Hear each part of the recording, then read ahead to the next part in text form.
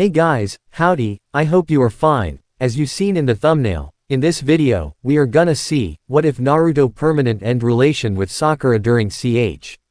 On an exam part 1 I request you to check the author of this fanfic, and show some love and support. Name of the story is do check it out. All details in description. And if you want next part of this series, please leave a like and comment 5 blue emoji. Let's get into the video. Also check out Patreon for I have upload Naruto X Daenerys Targaryen uncensored spicy version, link in description. 2 weeks after the wave mission and Kakashi was at his wit's end. He wanted to know what the hell had happened to his team. Where was the excellent teamwork that led them to defeat such strong opponents? Where was the concern for each other? Where was the determination? It was as though returning to Konoha had brought back their bad habits threefold. Sakura was even more determined to get Sasuke to notice her. Kakashi had thought she would finally get serious about becoming a ninja after having felt so useless in the land of waves, but no, one run-in with Ino and she had forgotten all about that. She also seemed even more determined to bring down Naruto than ever before. Speaking of Naruto, the kid had actually started to quiet down a little a ways into their walk back. Oh sure he still talked. Kakashi didn't think a gag could muffle him, but he wasn't as loud, or annoying. As soon as they walked in those gates though an errant remark from a passerby had sent Naruto into a shouting frenzy. Kakashi just didn't know what to do about Naruto. He had more potential than anyone he had seen before, and more determination, but he was always undermining his own talents by his actions. Not to mention that the fighting with Sasuke had gotten even worse, if that was possible. And Sasuke, here Kakashi had to refrain from banging his head into the memorial stone he was currently kneeling in front of. Sasuke had become even more withdrawn. It might not seem that way to the casual observer but Kakashi could see it. If Kakashi couldn't get Sasuke to open up and let go of his revenge, well, Kakashi feared that Sasuke would do something drastic, and that wouldn't bode well for anyone. At that moment Kakashi actually wondered in Sasuke awakening his bloodline wasn't more of a curse than a blessing. Eternal rival, I found you. The sudden loud scream jarred Kakashi from his thoughts and nearly caused him to jump, nearly. Only years of training prevented it. How a 6-foot, tall green spandex wearing overly loud crazy could sneak up on him would forever be a mystery, no matter how many times it happened. Ah, did you say something? Kakashi said as he stood, flipping op. One of his treasured Ika Paradise books. How unbearably hip of you, rival. Maida guy cried, pointing a finger at the relaxed-looking Chunin. That does not matter, I have simply come to tell you that no matter how bright the flames of youth might shine in your students, those flames of my students shall always be brighter. My students will prevail over yours in the Chunin exam or I shall do 100 laps around Konoha's walls on my hands. He finished off his exuberant, and loud, speech with a thumbs up and a scarily bright student. Oh, is it time for the Chunin exams already? I'd forgotten. Kakashi lazily flipped a page, not taking his eye off the book. I will not be fooled by that hip attitude, rival. Suddenly Guy seemed to realize the time. Ah, I am late. No, I don't wish to become unyouthful as my rival. He then ran off, kicking up a dust trail behind him. Kakashi sighed as he lowered his book. He had not seen a word after Guy had mentioned the Chunin exams. The truth was he had forgotten about that. Damn, if he had to be perfectly honest, he didn't think his students were ready. Strength-wise he thought they would be okay. After all, Naruto had the Kyuubi and Sasuke had his pride, which while it might not keep him happy it would force him to become strong. Sakura he figured would drag through on the coattails of the others. But they just didn't have the proper attitude. Besides, he didn't want his students to drag themselves to the finish line by the skin of their teeth. He wanted them to blow everyone else out of the water. With another sigh Kakashi put his book away and turned to the Hokage's tower. He had to tell the Hokage that his team wouldn't be participating in the exams, and request a mission to last at least until the beginnings of the exam. Preferably one far from Konoha. Where is Kakashi? The Hokage asked, only mildly perturbed as he had grown accustomed to the Junin's habitually tardiness. No one in the room answered him. He supposed that was to be expected. Well, we might as well start. He was cut off as the door opened, admitting a one-eyed shinobi into the Hokage's office. Sorry I'm late. Although honestly he had only Ooned out about the meeting once he'd arrived, those messenger chunin were getting rusty. I left my refrigerator on and had to go back to turn it off. Nobody commented on the outrageousness of this excuse because, really, what would they say? That's alright. Let's get down to business though. He turned to address the others in the room as well. Kurenai, Asuma, Kakashi, do any of you believe you? Our Genin team ready to participate in the Chunin selection exams.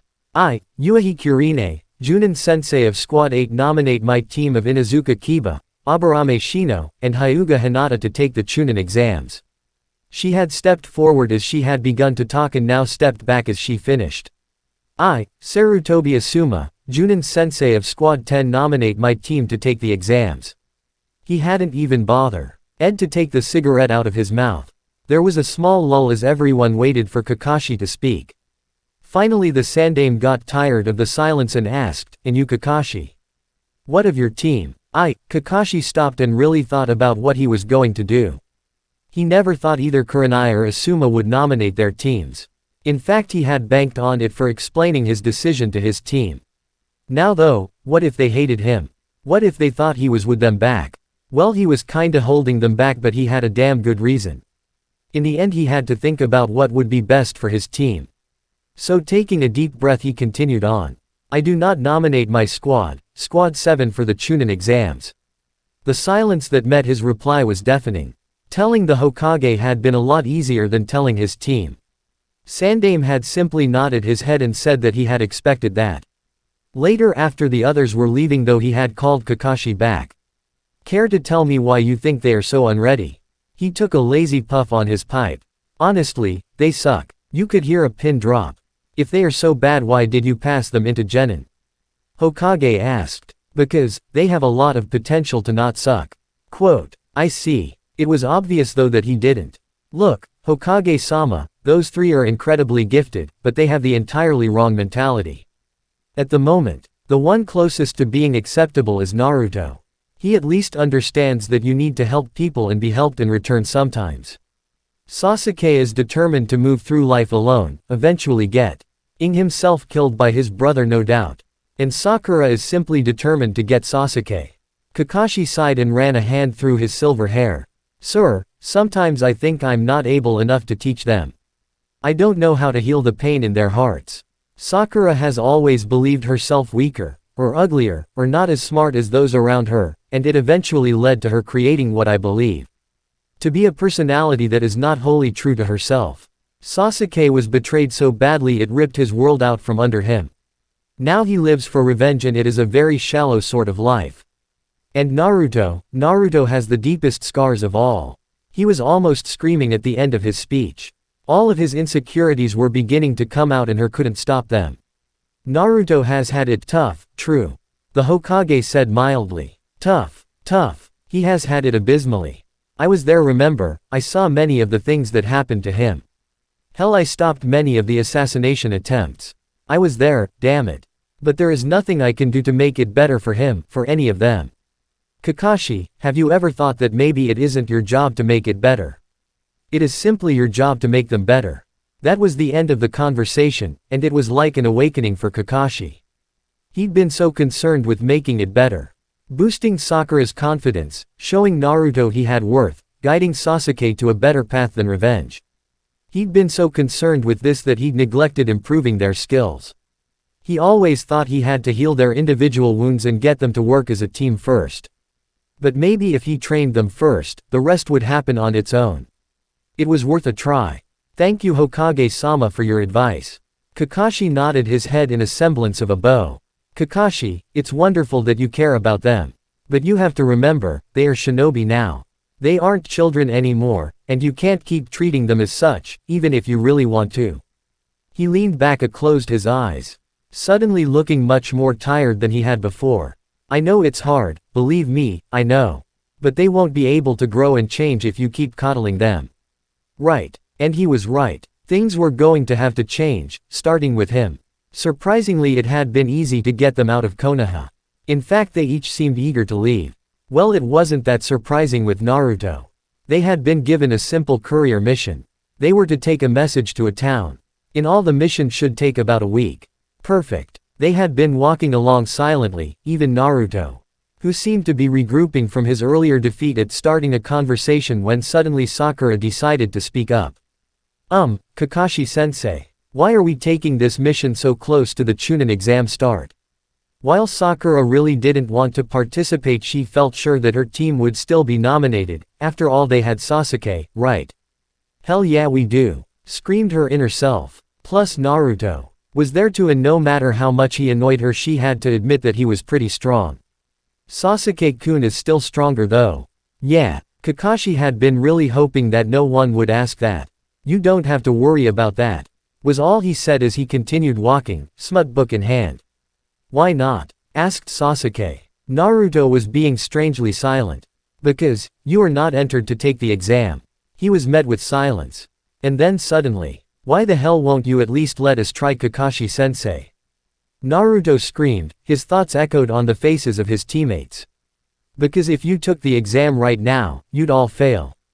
Miserably. He turned a page in his book and let out a small giggle, although in truth he wasn't reading his book at all. Actually, you might even die. Sakura pale. D slightly, but neither of the boys seemed affected. Che, yeah right. I'm gonna be Hokage someday. I would never die in some dumb chunin exam. Naruto crossed his arms and stuck his nose in the air. Eyes closed in a huffy pout, he didn't see the large root in the road and tripped flat on his face. Dobi, was the only remark made. I'm going to train you. I'm going to train you hard. This will be the most intense training of your lives. And when you're through with it and you enter the chunin exams, you'll blow the rest away. Kakashi said. But why don't you think we're ready now? Naruto whined from his position on the ground. You don't have the attitudes to become chunin. I won't tell you what exactly is off about each of your personalities, that's something you have to figure out for yourself, but I will do this much. I will always be ready to help you should you ask for it. Why won't you tell us? Sakura asked. If I told you, it would have no meaning. There are some things we have to learn on our own. Through experience. Now, to how I'll be training you. They all perked up at this. Kakashi had done very little training with them so far, they all knew it, and they all resented it a bit too. Sakura, your chakra control is amazing. In fact, it's better than mine. Sakura beamed until she heard Sasuke scoff behind her. I think the best choices for you would be Genjutsu and Medic Jutsu. We will also work on your Taijutsu as it is sorely lacking. Ninjutsu we'll leave alone for the time being. Now I don't actually know much Medic Jutsu, but I'm sure we can find you some scrolls, and someone at the hospital should be willing to tutor you. We will have to work hard on your chakra capacity though. Now, Sasuke. The Sharingan is best suited for Taijutsu and Genjutsu specialists. Since we have Sakura to be our Genjutsu specialist, you'll be focusing on Taijutsu. I also want to teach you some close combat ninjutsu. We will also be working on your chakra control and capacity. Naruto, you have some of the most massive chakra reserves I've ever heard of, and your stamina is amazing. You obviously do well with very chakra demanding jutsu, like the Kage Bunshin. I'm going to teach you blitz tactics. You'll be hitting the enemy from near and far with heavy blows. We are going to be working massively on your chakra control, as currently, yours sucks. I'm also going to teach you a taijutsu style that focuses on heavily damaging the enemy. Unfortunately, this style leaves you open a lot for counter-attacks, but that shouldn't be a problem for you. We will also be working on ninjutsu that can hit from far away. They'll be some of my most draining techniques, so you'll have to prepare yourself for probably chakra exhaustion. Aside from that, you will all be learning tactics, basic weapons, and stealth. Suddenly Naruto interrupted. I already know stealth. I learned that ages ago. Naruto cried. Yeah right, you baka. You call loud, obnoxious and orange stealthy. Sakura commented. Yeah seriously. Who's he think he's kidding? Inner Sakura was giving him a thumbs down. Suddenly Naruto disappeared into the forest. It was as though he was there 1 minute and gone the next. Sakura couldn't even detect his chakra. What just happened? Ah, I forgot. Kakashi smiled under his mask. Naruto used to be able to give the Anbu quite a workout trying to find him sometimes. Naruto is actually quite adept at not being found if he doesn't want to be. In fact, sometimes even the Hokage has trouble locating him. Where did he learn that? Sakura gasped. Sasuke grunted his agreement with a look of annoyance. I don't know. We'd always assumed he taught it to himself. You have to remember that Naruto was always doing pranks. His pranks wouldn't have worked if he hadn't been stealthy. Kakashi was scanning the forest with his eyes and his chakra, unsurprised when he couldn't really detect Naruto with either. He knew if he looked hard enough he could find Naruto. But he really didn't feel like it. Naruto would come out soon enough. Who's we? Sasuke snapped. Me, the other Anbu, Ruruka, and the Hokage. Suddenly Kakashi detected a rise in chakra levels above him and he looked up. Ah, there you are Naruto. Naruto dropped down from the leafy canopy. Geez, you didn't even come looking for me, how boring. Naruto pouted. I figured I wouldn't be able to find you without putting a lot of effort into it, so why bother? Kakashi smiled at him. You came out anyways. Naruto just pouted more and crossed his arms over his chest. Dobi, who taught you stealth? Sasuke ground out between clenched teeth. He couldn't believe there was an aspect of being a shinobi that Naruto knew and he didn't. No one really. I mean I used to watch the Anbu a lot. And the Hokage when he would sneak off from paperwork to eat ramen with me. I just kinda made it into a game, right? See how many people you can sneak by. Someone catches you, you lose. I was ally bad at it at first and used to get yelled at for being sneaky, but after a while I kinda got the hang of it. Naruto grinned widely and ducked a hand behind his head, happy he could finally impress them with something. The Hokage sneaks away from his work. Sakura asked. She knew she should probably be asking about something else but she didn't know where to even begin and this had just popped out. Oh yeah, he does it all the time. Sometimes he'll be sitting there looking like he's working but he's really not. Sometimes he even sleeps. He can sleep with his eyes open you know. Yuto waved his hand around like it was unimportant. Like he didn't know some of the most potentially damaging secrets of the most powerful man in their village. In fact when I was little he would sometimes use a cage bunshin so he could go play with me. Neither Sasuke nor Sakura knew how to react to the fact that Naruto used to play with the Hokage. As fascinating as this is, we need to continue walking. Tomorrow we will begin training. Sasuke and Naruto will start on control. Sakura you'll be working on your chakra reserves. I need to warn you now, you will become exhausted, you will push ourselves beyond anything you thought possible, you will give me 120% of your hard work, and you will not complain. Remember your shinobi, I think it's time you started acting like it. With that he started walking down the path again. They spent the rest of that day in silence. Sasuke quietly steaming, Naruto petulantly pouting, Sakura thinking how glad she was that she didn't have to take the test. And Kakashi hoping he wasn't making a huge mistake. They were woken the next day at 5 in the morning by a shrill whistle. Sasuke jerked up with a kunai in his hand, Sakura opened her eyes, sat up. And then collapsed back into bed. Naruto's reaction however was far more humorous. He tried to jump to his feet only to get tangled up in his sleeping bag and ended up face first in the dust, mumbling incoherently. Kakashi smiled at his genins, the sort of smile that made you think nothing good was about to happen. Rise and shine. We have a long day of training ahead of us. Sasuke set his kunai away. Sakura groaned and sat up again. Naruto however cursed as he wiggled out of his sleeping bag before whirling on Kakashi. Hey, what's the big idea Kakashi-sensei? It's 5 in the morning. He pointed an accusing finger in Kakashi's direction. I know. The perfect time to begin training. Kakashi said happily. What? Are you crazy or something? It's the perfect time to be sleeping. Naruto screamed, scaring the birds out of the trees that surrounded the clearing. Naruto, I said no complaining yesterday. You have to realize that training isn't something you can do half-assed. Now clean up and eat something. I expect you ready to begin training in 15 minutes. Grumbling met his announcement but they all moved to get ready. Sakura was wondering why they had to get up so early. She'd never gotten up this early before, and they were expected to begin training right after getting up. Sakura wondered if her sensei had been replaced by another ninja spy or something. I bet he was replaced.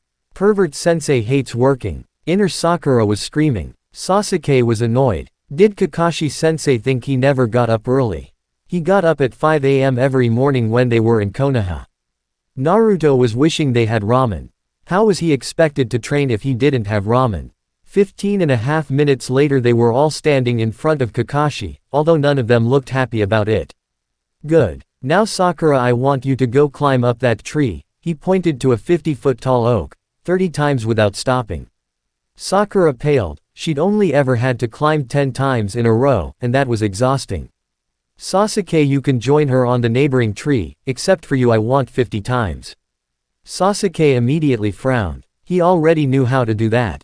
Before either of you. Ask, this will help you refine you control and build your reserves. How will it build our reserves, Kakashi-sensei? Sakura asked, truly curious. It would be great if she could build her reserves up to something closer to Sasuke and Naruto. Well, maybe only closer to Sasuke. Naruto, it seemed, was too far beyond realm of possibilities. Chakra is just like a muscle.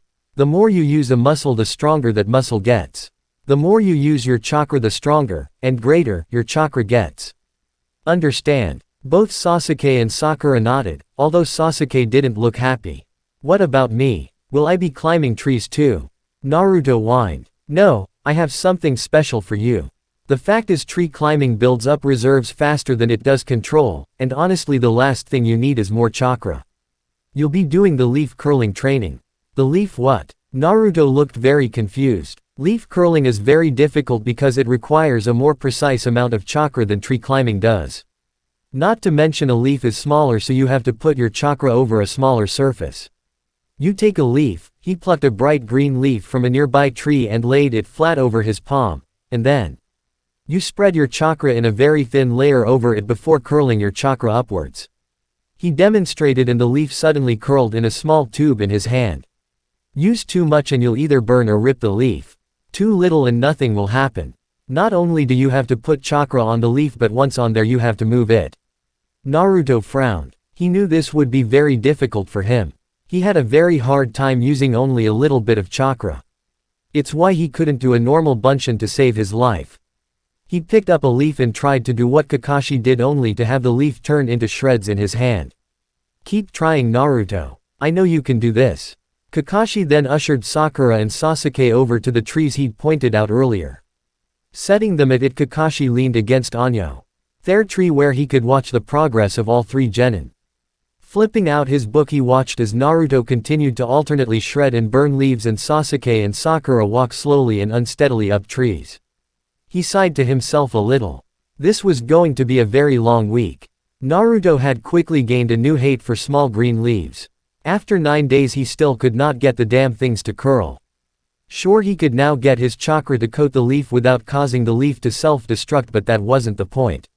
He'd complained days ago to Kakashi, who had then told him to think about how Naruto moves his chakra in preparation to do a jutsu. When Naruto had told him that he had never had to think how to move his chakra, it just happened, Kakashi had been shocked.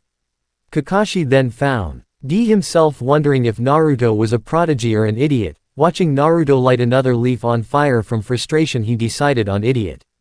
Luckily, after a dropping off the message, Kakashi had them stop for a couple of days at a river. Kakashi figured Naruto needed a break and the other two were ready as well to learn water walking. Sakura only fell in once. Sasuke 7 times. Naruto, however, fell n more times than Kakashi cared to count. Tomorrow they would be returning to Konoha though. And Kakashi was seriously considering taking another mission and leaving right away. There was one thing Kakashi had learned from their trip. Besides never leave Naruto unsupervised around anything even remotely flammable, all three of them did a lot better the further they were from Konoha. Sakura had put so much effort into her training that she had completely surprised Kakashi by tripling her chakra reserves. It still wasn't as much as even Sasuke, but the level of improvement was clear. She tended to laugh more when Naruto pulled a prank or told a joke than she had in Konoha. She was less desperate for Sasuke's attention as well. Kakashi figured that away from everyone else in Konoha, Sakura felt like she could just be herself more. Sasuke had made some real progress too. Although his chakra reserves didn't triple like Sakura's, there was a fair level of improvement. His control was better too. What was most impressive was his stealth now. He seemed to take Naruto's mastery of the subject as a direct challenge. While not as good as his teammates, still he was good enough to fool probably any chunin. The greatest improvement was to his personality. He brooded less, smiled more, and would actually hold a decent conversation with Naruto and Sakura. Well, sorta decent when it came to Naruto, insults were still thrown. Outwardly Naruto improved the least, which was really troubling Kakashi. Kakashi knew Naruto had the determination and the strength to become great, it would be a shame if his lack of control held him back. Naruto was growing more and more frustrated as well. Why couldn't he get that damn leaf to curl? Kakashi had set him on another control task, which involved surrounding small pieces of paper and sharpening the chakra until it could slice through anything the paper was thrown at, but still Naruto would return to the leaves trying desperately to get it to work. At least Naruto was a little quieter out of the village and more focused though. Yes, Kakashi thought, Konoha was no good for them. Somehow once away from their various demons, so to speak, they each became a little better. And that translated to the team being a lot better. Walking through the gates of Konoha, Kakashi was sorely tempted to bang his head into the ground. Already things were beginning to unravel. Sighing, he dismissed his team and then wandered off in the direction of the Hokage Tower. He would convince the Hokage to allow him to take his genin on a training expedition. Once at the tower though, he was forced to wait. And wait. And then wait some more. Kakashi really hated waiting. It was him who was supposed to be making people wait, not the other way around. It didn't let any of his irritation show, however, as he opened up his copy of Ika Ika Paradise. Finally, he was admitted into the Hokage's office. He offered a one-eyed glare to the man in overly bright robes before coming to stand in front of a large desk overrun with paperwork. "I'm here to give my report, sir." Kakashi noticed that the Hokage looked even more tired than he had 10 days ago. In fact, he looked exhausted. "Right. You were gone a little longer than expected. I'd expected you back 3 days ago." He sighed as he shuffled papers around, looking for the file on the delivery mission so he could mark it as successfully completed. "Sorry, sir. We were attacked by a swarm of rabbits." "Rabbits, Kakashi. Honestly." He sighed again, louder this time, as he pulled the correct file expertly from the bottom of a tall stack. "Not disturbing the other files in the least. I can't put that in the file. Why were you really late?" "I decided to delay our return so that I could train them some, away from the village." Kakashi put a small amount of emphasis on the last part. I see, and what kind of training did they have to do out there that they can't do here in Konoha?" The Hokage took a deep puff on his pipe before he realized that it was unlit. Frowning, he fiddled with lighting it while Kakashi gave his answer. "Fewer distractions out there." "Ah, well, tell me, what did they learn while they were not being distracted?" "Sakura has improved greatly. Her control is a bit better, her reserves have increased exponentially, although she still hasn't caught up to Sasuke, and she's getting better at concealing herself. Sasuke has gained a decent measure of control, increased his reserves a bit, and he has improved greatly when it comes to stealth. Naruto, however," he frowned slightly, thinking of Naruto's chakra control problems. "What about Naruto?" the Hokage asked when it seemed Kakashi wasn't going to continue. "Naruto is having trouble. I didn't bother to work on his reserves or stealth, as he honestly doesn't need it, and instead focused on control. He's getting better at pushing a precise amount of chakra out of his body, but he can't seem to move it once it's there. I gave him the leaf curling exercise. Let me guess, he can't get the leaf to curl." "No, sir. I gave him the paper knife exercise instead when I felt he couldn't learn anything more from the other one. He still has not given up though. And he won't. Naruto will try until he can do it, he will never give up. That's what makes him a great ninja." "Of course, Hokage-sama." Kakashi nodded his head. "I would like to request leave so that I can take my team outside the village for training for a month." "I'm afraid I can't do that." Kakashi was a little surprised, he had expected the Hokage to agree right away. "Bad things are happening, Kakashi, and I need every shinobi I can spare here in Konoha.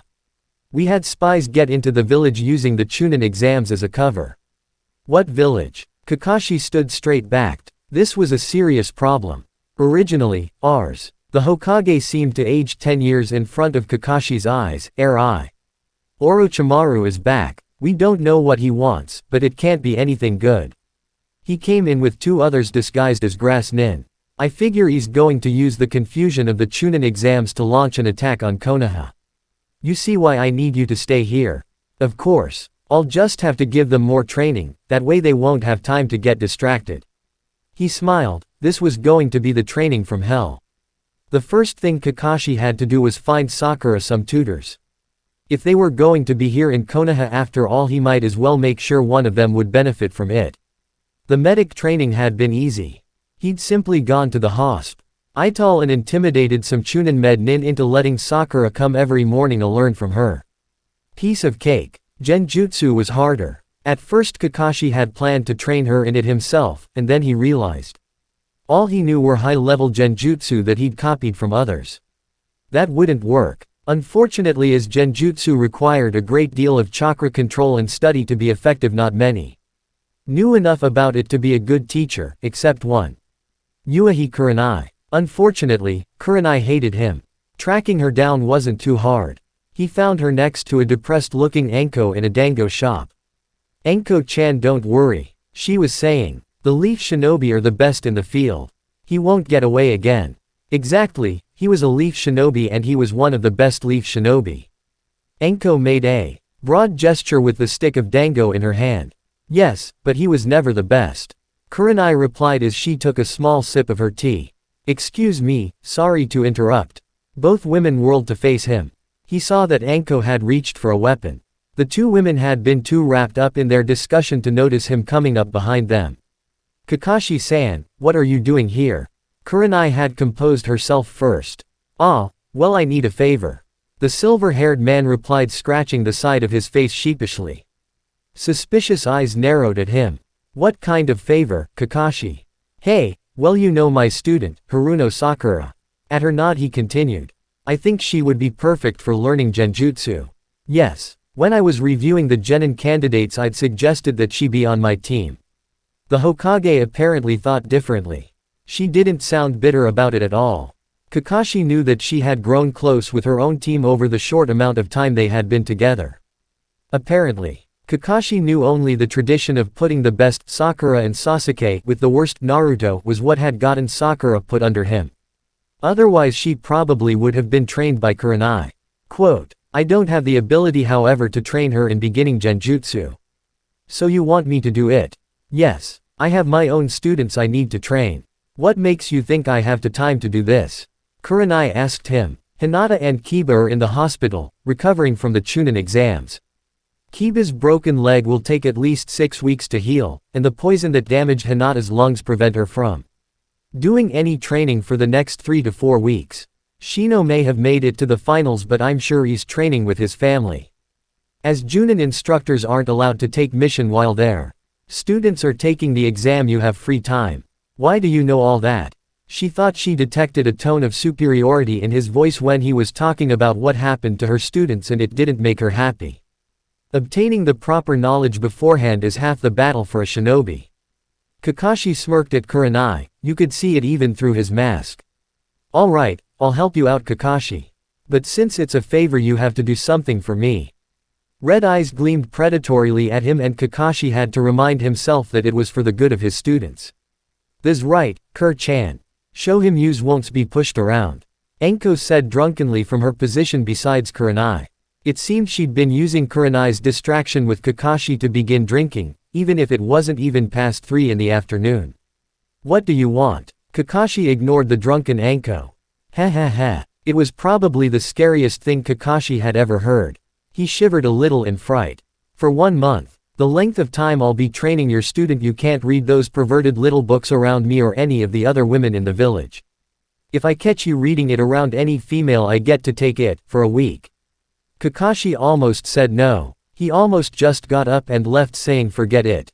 But the little bit of pride he actually had in his students prevented him from doing so. Thus, with the distinct feeling that he was making a deal with the devil, he nodded his head, telling himself it was lucky she didn't take the books from him completely. She would have though if she thought she could.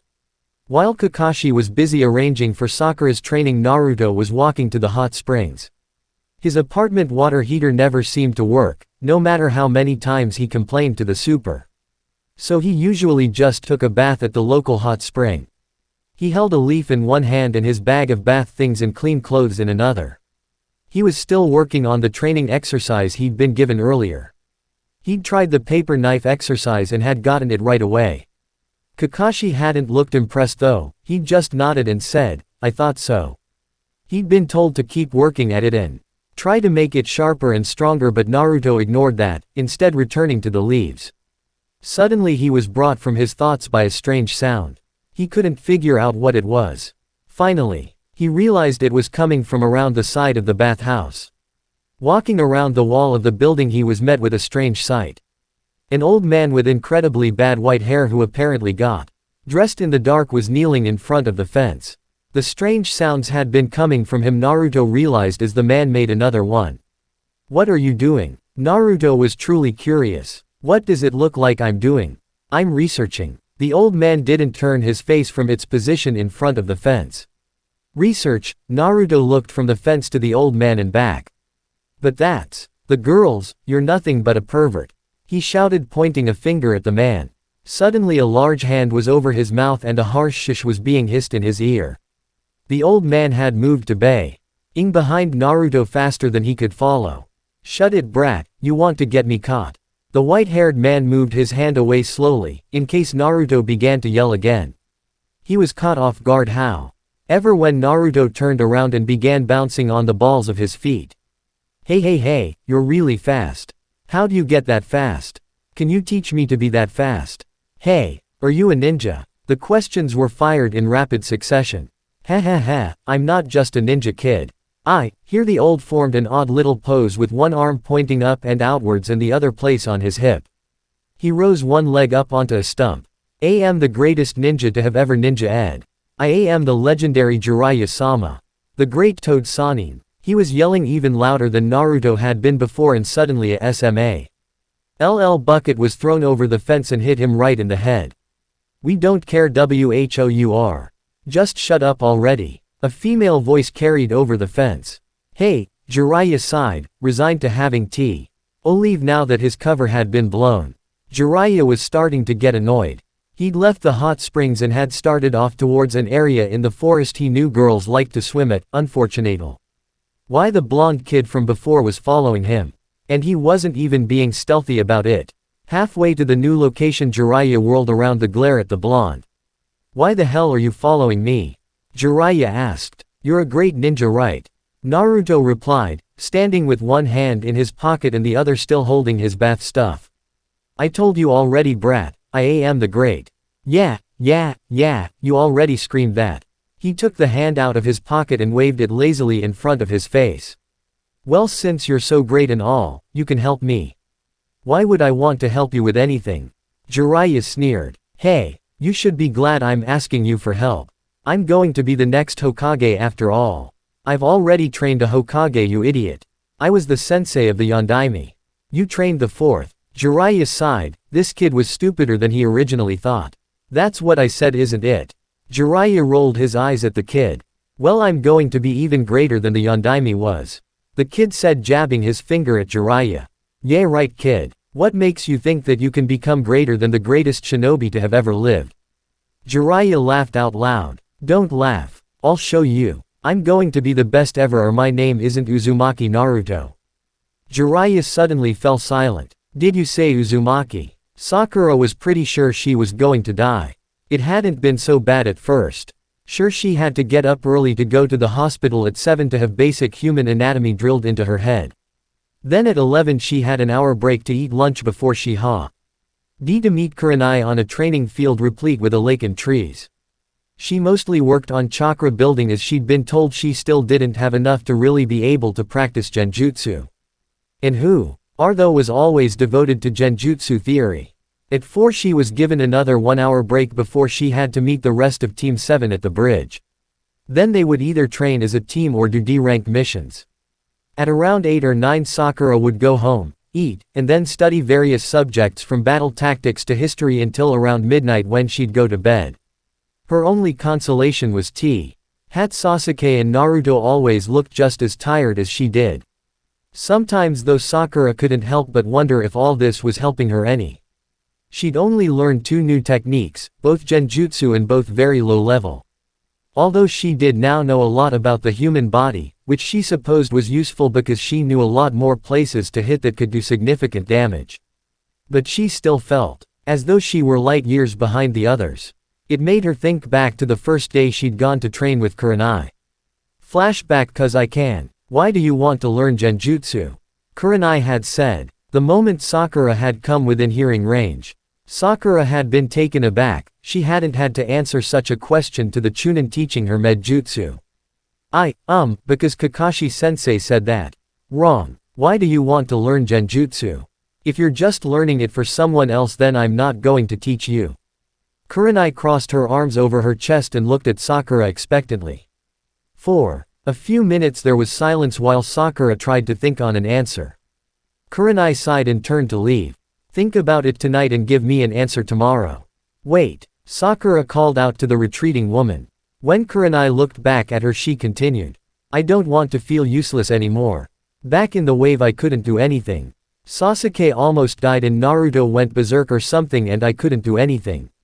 I was just standing around looking like an idiot. I hate that. I really hate that. I thought in the beginning that I was better than Naruto and I thought that LD keep up with Sasuke, but they've gotten so far ahead of me, and I don't know what to do." Sakura was almost crying now, and she couldn't stop talking. It was as though a dam had opened up inside her. All of her insecurities were coming out. "I'm not like Ino or Hinata. I don't have family jutsu or a bloodline to fall back on. I'm the first ninja in my family. I want to prove that you don't have to come from a long lineage of ninjas to be a good one.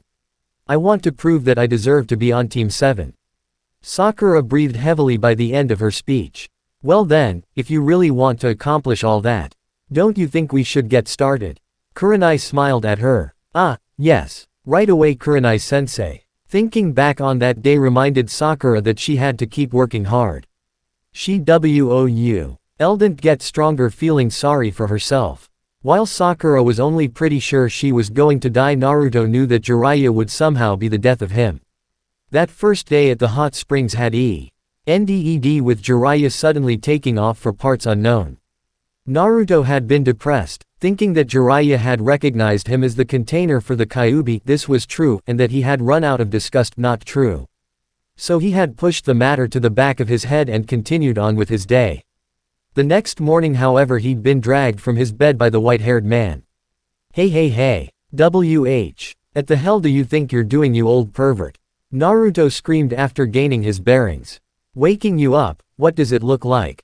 Jiraiya picked Naruto up by the neck of his pajamas and carried him towards the kitchen. "What? Why? What are you doing in my house?" Naruto flailed around trying to get free of Jiraiya's hold. Jiraiya proceeded to drop him onto the linoleum floor of the kitchen. "I told you. I'm here to wake you up. If you want to train, you have to do it bright and early." Jiraiya started to poke around in Naruto's refrigerator, pushing aside slightly spoiled milk and AC. Container of something that might have once been salad but was now some sort of hostile creature. "Don't you have any food in here that won't attack as you try to eat it?" "Wait, you're going to train me?" Naruto started to feel hope rise in his chest. "That's what I said. What are you, slow or something?" Jiraiya closed the refrigerator and started looking through Naruto's cabinets, finding an abundance of instant ramen but not much else. "Geez, is this crap all you eat?" he said, taking out one of the packets and looking at it with an exasperated expression. "Hey, ramen isn't crap, ramen is the food of the gods." He dashed forward and snatched the package out of Jiraiya's hand with an almost comical speed. "Don't worry, I won't let the bad man hurt you." He spoke to it soothingly. "Whatever, brat. You need to eat different food if you don't want to have a heart attack at age 30. Jiraiya sneered at the food in Naruto's hand. "Yeah right, ramen never killed anybody." Jiraiya felt his eyes roll so far back into his head he probably looked like he was having a seizure. Waving his hand around, he mumbled another, "whatever," before moving to look around the rest of Naruto's apartment. Naruto meanwhile started the water to boil for his ramen, which was soon to become his breakfast. He watched as Jiraiya prowled around his apartment. "What are you doing?" Naruto asked as he started to add the dry noodles to the water. "I'm doing a jig. What does it look like I'm doing? I'm looking around," Jiraiya said as he opened up a scroll Naruto had lying around. He was surprised to find it as a scroll detailing how to mask your scent when hiding from other ninjas. He also saw notes written in a messy scrawl notating what worked and what didn't and how to improve certain tactics. What are you looking for? Naruto stirred the noodles so they wouldn't stick to the bottom of his blackened pot. Nothing, just looking. He picked up Naruto's discarded kunai set. He was happy to find that they were well cared for and sharp. He was expecting it after seeing the state of his furniture. Well, don't mess anything up, and don't move anything. Naruto waved the wooden spoon in his hand in a threatening manner. Jiraiya looked around at the disorder in the apartment and couldn't believe the blonde cared if he messed anything up. This place is a mess anyway. I know where everything is. Naruto took the pot off the stove before turning it off. He dumped the flavoring packet into the noodles before stirring vigorously to mix it well. Oh, then where is the scroll that teaches you stealth methods? Which one? Naruto asked as he blew on the bowl of noodles he was now carrying to his table. Which one? What do you mean? I have several scrolls on stealth. I like being able to hide. It helps when you're trying to do pranks without getting caught. Naruto stuffed a large amount of noodles in his mouth. Whatever, just hurry up, I want to be on the training field in 10 minutes. As he watched Naruto shovel another bunch of noodles into his mouth, Jiraiya wondered why he had wanted to do this. Flashback, again. Did you say Uzumaki? Yeah, so. Naruto had suddenly become defensive, his posture becoming stiff as he entered fight or flight mode. He was surprised when Jiraiya simply left, leaving Naruto to wonder which way he went. Jiraiya, however, was headed towards the Hokage Tower. Once there, he barged into the inner sanctum of the Hokages despite the protesting guards at the door. Ah, Jiraiya, how may I help you? The Sandaime spoke calmly from his place behind the massive paper-laden desk. He was relieved to have a distraction from all the paperwork, even if it came in the shape of his angry student. You never told me he became a ninja.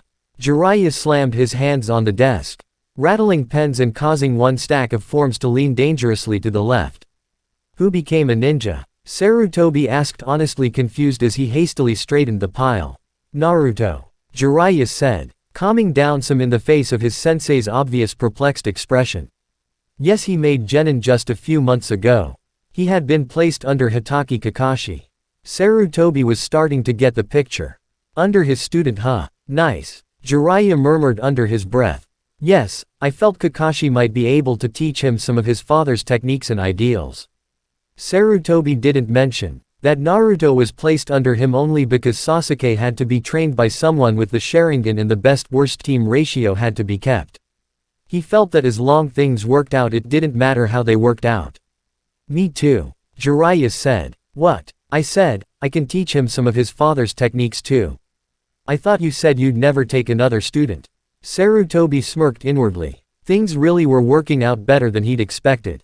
He hadn't thought he'd be able to get Jiraiya to teach Naruto for another year or two. Well, this is different, right? Yes, this is different. Watching Naruto choke on a mouthful of noodles that had chosen to go down the wrong way, Jiraiya thought maybe he'd jumped the gun on this training thing. Sasuke knew he wasn't going to die. After all, he still had his ambition and he wasn't about to keel over yet. That didn't, however, stop him from thinking he might end up in a hospital for a few days. The day after they'd came back after Team Evan's little delivery mission, he was waiting at the bridge like always. Sakura had already been there when he'd arrived and he had to suffer through her inane chatter as they both waited for the other two of their team. Sasuke had started to get a little annoyed though when Naruto didn't show up at his usual time. Almost always Naruto could be counted on to at least distract Sakura for a little while. When Kakashi showed up his customary 40 minutes late, having been threatened with bodily harm by Sakura if he showed up any later than that, and Naruto still hadn't shown up, he grew even more annoyed. Where's the dobi? He asked Kakashi after the Chunin had finished giving his latest lame excuse. Ah, he's being trained by someone else during the morning and afternoon. Don't worry though, he'll still show up in the evening for team training and missions. Kakashi smiled at him. Sasuke sneered back. Why's he getting special training, Kakashi-sensei? Sakura asked. Well, you're getting special training too, and so's Sasuke. Quote. Yep. In the morning you'll go to the hospital and in the afternoons you'll go see Kurenai at training ground 18. Then in the evenings you'll come back to our training ground for team stuff. Kakashi smiled at her. Oh. Sakura looked worried but Kakashi didn't dwell on it, instead turning to Sasuke. You'll be with me, all day. Here his smile seemed to grow more sinister. We'll continue to work on stealth, control, and reserves as well as starting on strength, endurance, and speed. You'll also spend 2 hours every day learning tactics and the theories behind ninjutsu use. Sasuke didn't think it sounded so hard. What about Naruto-sensei? What's he learning? Sakura asked. Ah well, I'm not quite sure what Jiraiya-sama will be teaching him. Kakashi scratched at the side of his face. I assume it will be mostly control though. Maybe some strength and endurance training. What about the rest of the stuff that I'm learning? Sasuke asked. Well, as you know, Naruto doesn't need any work on his reserves or his stealth. He's already plenty fast as well, plus speed for him isn't as important as strength. Naruto's a natural in a fig. So tactics probably won't help him much until later. For some reason Naruto is also a natural when it comes to ninjutsu. He doesn't even have to mold chakra to perform a jutsu and he must know some theory if he can create jutsu like with the Oryoku no Jutsu. That is not a proper jutsu. Sakura said, although inwardly she was thinking something more strongly worded, that perverted thing. That's not a jutsu, that's an embarrassment. Actually it is, it's an incredibly complex henge. It doesn't just change appearance, it changes voice, speech patterns, smell, even his chakra feels different. It isn't like any henge I've seen before. Kakashi said. Sasuke however had stopped paying attention. He couldn't believe that Kakashi was praising Naruto of all people. He also couldn't believe Naruto was being trained by one of the Sannin. When had the Dobi gotten so far? Sasuke wasn't sure but he did know one thing, he was going to train like crazy and show everyone that he was the strongest. While Team 7 was being trained to exhaustion by various ninja, a certain traitor was growing frustrated. Kabuto, have you found out why Sasuke wasn't in the chunin exams and where he is now? Yes, Lord Orochimaru. It seems that his Junin sensei, the copy nin Hitaki Kakashi, didn't nominate his team for the exams. I can't believe Konoha didn't take the first opportunity they could to show off the last Uchiha. Yes, well now he's being trained quite hard it appears by Hitaki. When not with Hitaki he is shadowed by an Anbu operative.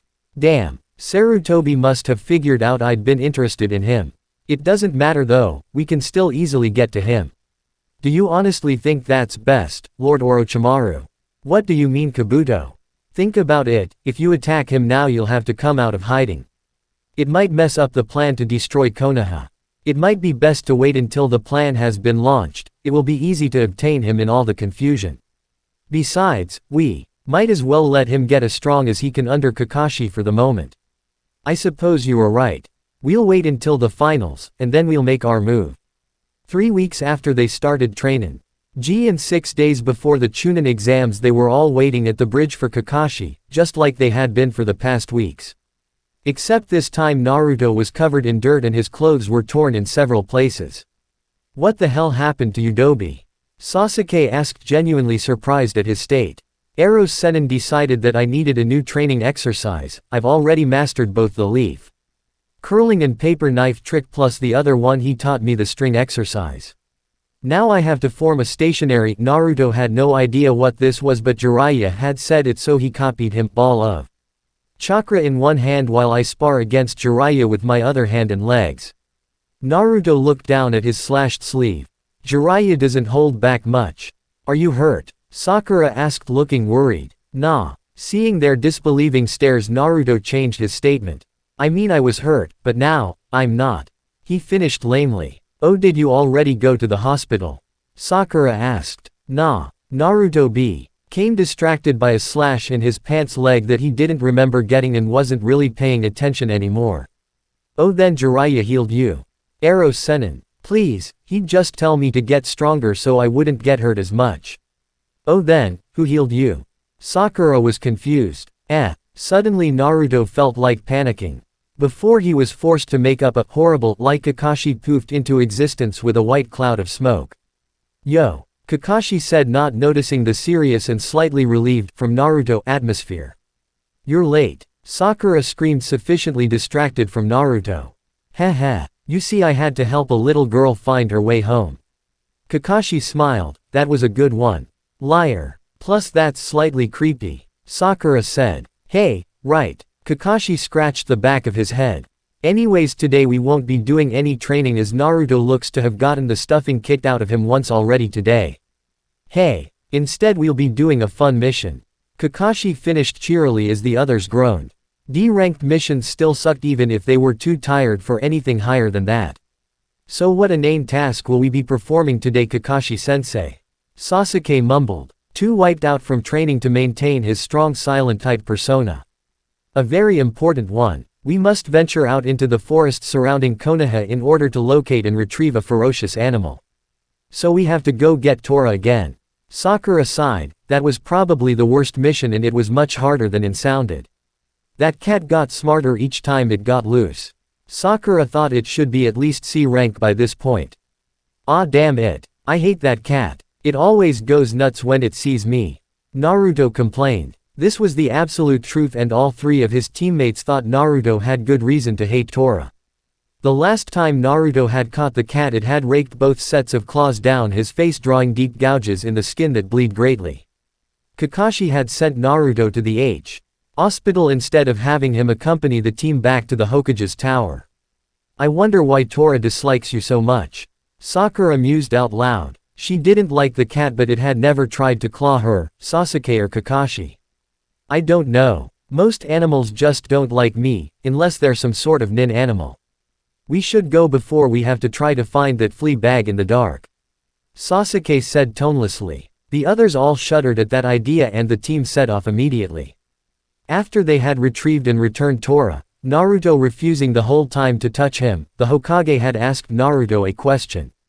How is your training with Jiraiya going, Naruto? Team 7, who had been on their way out, stopped. Sakura, Sasuke, and Kakashi wanted to see what Naruto would say. It's okay when I can actually get him to focus on training rather than on girls. Naruto shrugged. What have you learned so far? The Hokage asked while mentally reminding himself to post more notice signs around the hot springs. Well, I finally got that stupid leaf thing to work, and I've mastered the paper knife one too. That one was a lot easier.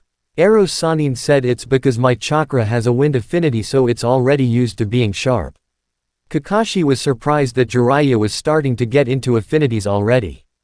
Sasuke was confused, not that he'd admit it, and Sakura was jealous because she had been told. She had to wait 3 years while her chakra stabilized to learn her affinity. I didn't really understand what he was saying though. This surprised nobody. Then he started me on the string exercise. You mentioned that one earlier, Naruto. What is it? Sakura asked. Anything to heighten chakra control, she wanted in on. Well, it's a lot like the paper knife one actually. You see, you take some string and surround it with chakra that you can either strengthen the string or make it sharp like wire. It's harder than the paper knife cause string is skinny and long and you have to keep it malleable. Naruto didn't know exactly what that word meant but, again, Jiraiya said it so he would say it too. Naruto, you have no idea what malleable means, do you? Sakura deadpanned. Not exactly. I know that I have to make it so the string can still bend though. He sounded so excited that the others couldn't help but sigh. What is he going to work on next? The Sandaime asked. I don't know. But he said that tomorrow I get to learn something really cool. Eros Sanin said that it's really big and destructive. Naruto giggled. I can't wait. Everyone in the room immediately began thinking that big plus destructive plus Naruto not good. Well, that's very nice, Naruto. You all can leave now. After they had all left, Sarutobi immediately turned to one of his guards.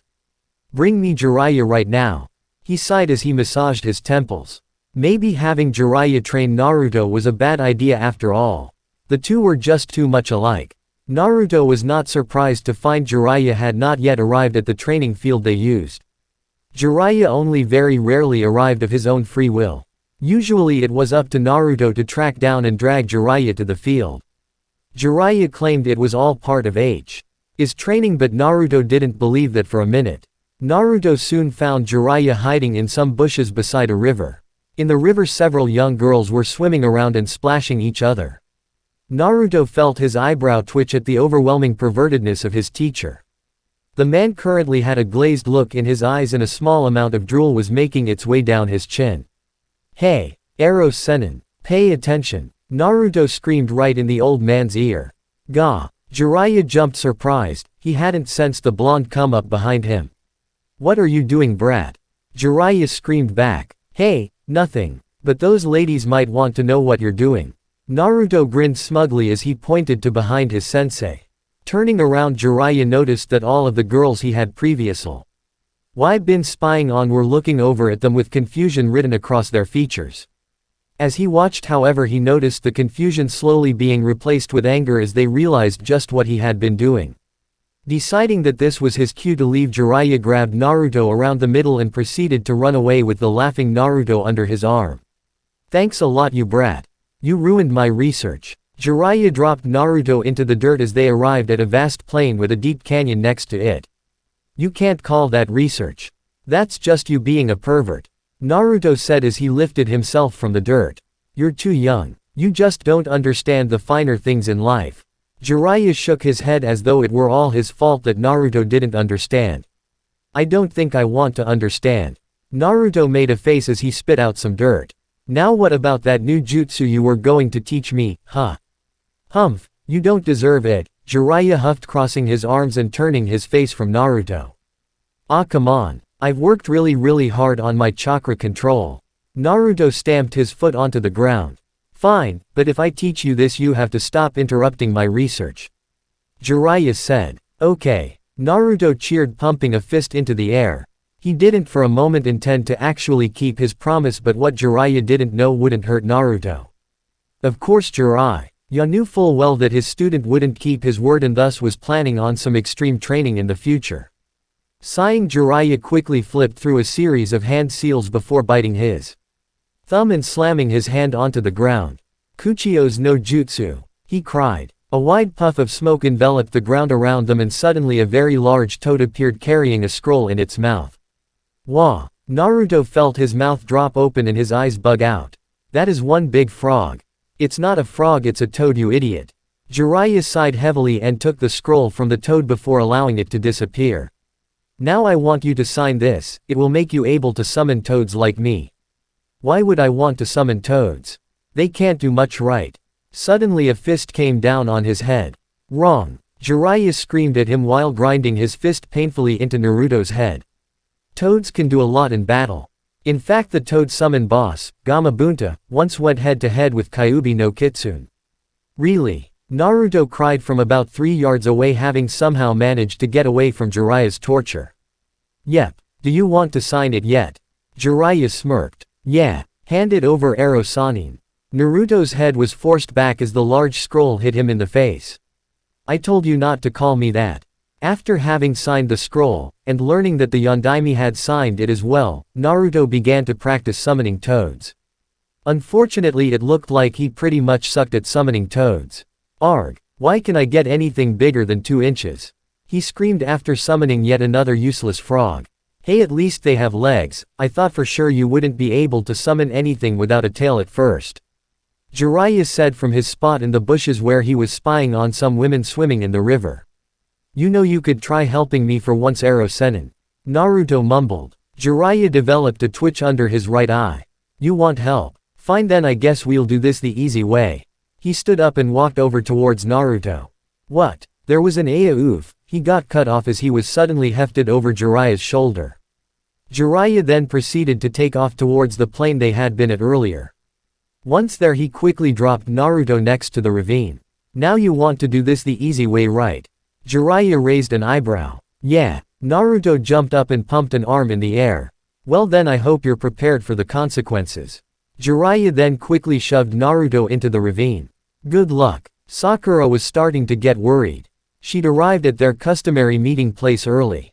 She watched as the water carried leaves and various other debris under the bridge. She didn't start to get worried until their usual meeting time had passed and not even Naruto was there. Naruto was always there, even if he had to practically drag himself to the bridge in the evening. Suddenly Sasuke came walking up from the right and Sakura felt immense relief.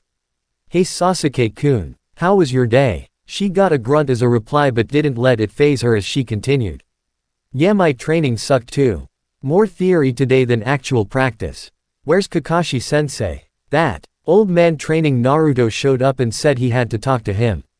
Kakashi's going to be late. Sasuke plucked a leaf from a nearby tree and began the leaf curling exercise. Oh, I wonder where Naruto is then. Sakura picked up a leaf too and began furling it and unfurling it swiftly.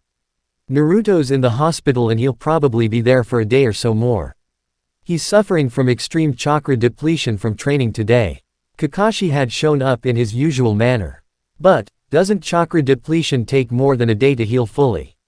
Sakura asked. It had been drilled into her head that chakra took at least 4 days to recover and many times as much as a week. Usually, but you have to remember, Naruto is special.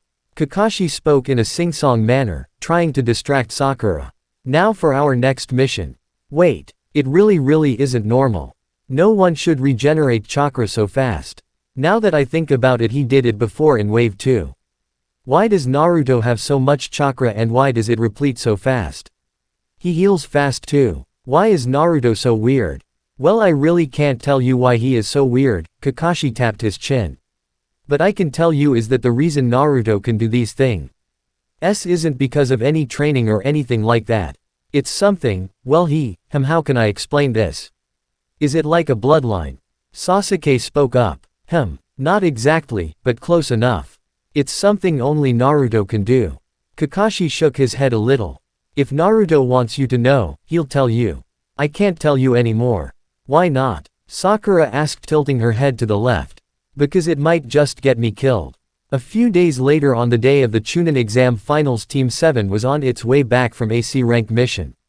They'd met a team of Chunin at a halfway point in order to retrieve a scroll with some information. It had been a day there, a night of rest, and now today they were returning. Suddenly Sasuke and Sakura realized that they were running through the trees alone. Turning back, they saw that both Naruto and Kakashi had stopped. Kakashi was looking to the west, towards where the Hokage Tower was, a deep frown evident through his mask. Naruto had faced the east, his eyes wide and his body shaking slightly. Something's wrong, they both said at the same time. What's wrong? Sakura asked, worried. She had never seen Naruto look so scared, and the last time she'd seen Kakashi look that serious, they'd been facing down Zabuza. There are chakra spikes all over the place. Kakashi said. Yeah, and that one, Naruto pointed to the east. That one feels really bad. Naruto's right. That one feels really bad.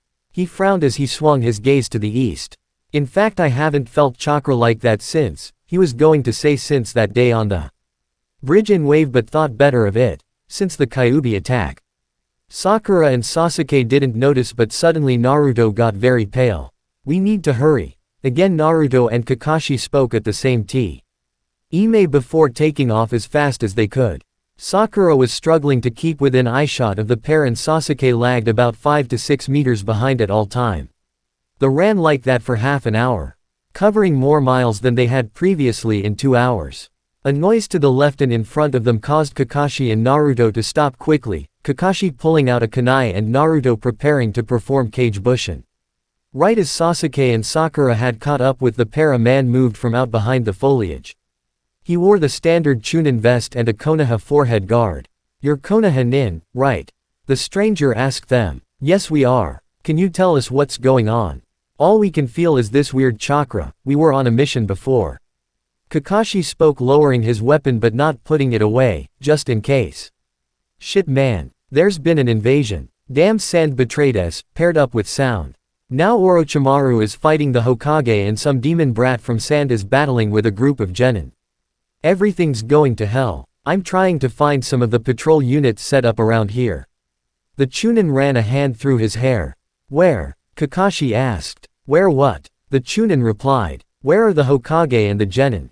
Kakashi gritted his teeth to keep from snapping. Hokage's at the tower, genin are at the plain outside of town, the one near the ravine. The Chunin then left to complete his task. Okay. Do you guys know where the plain is?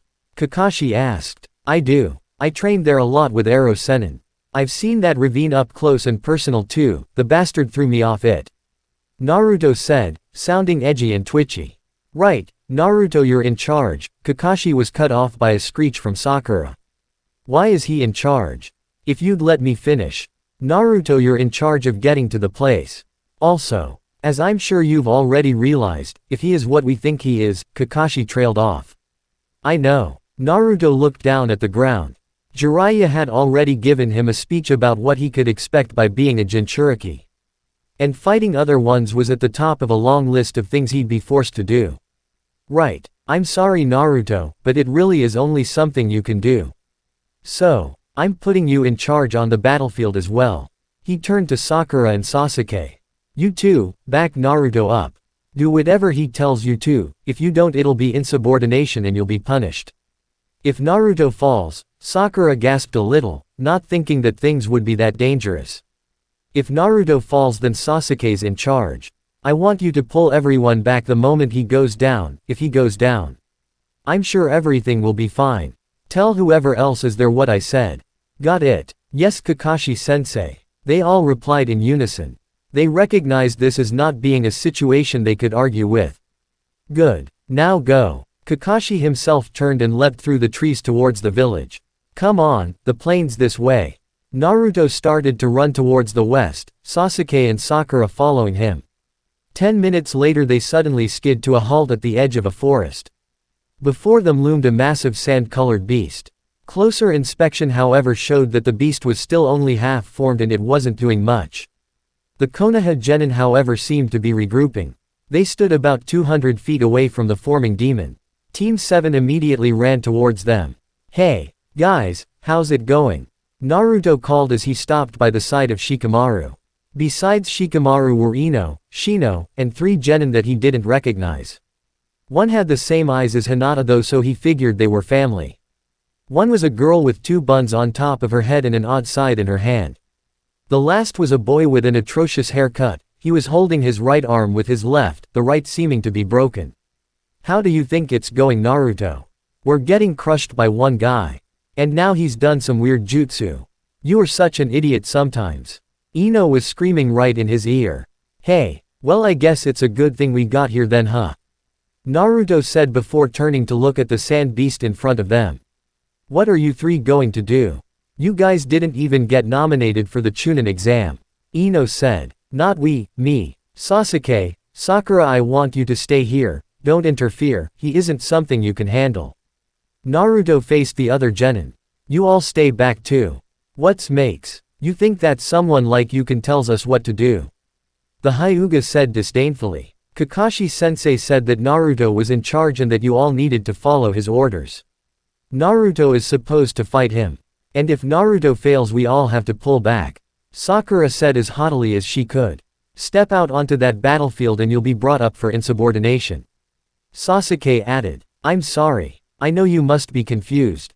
But none of you know what's going on here. Naruto turned to walk forwards again but was stopped by someone grabbing his elbow. Wait, please. Please save Gaara. This wasn't supposed to happen. Everything's going to hell, father's dead and I don't know what to do. Please, please don't kill him. A tall blonde kunoichi was standing next to him, tears in her pale eyes. I can't promise you anything but I don't want to have to kill him, if I don't have to. Naruto wasn't quite sure what was going on but he knew desperation when he saw it. He really hoped things wouldn't come down to death. Don't worry. I'm sure everything will be just fine.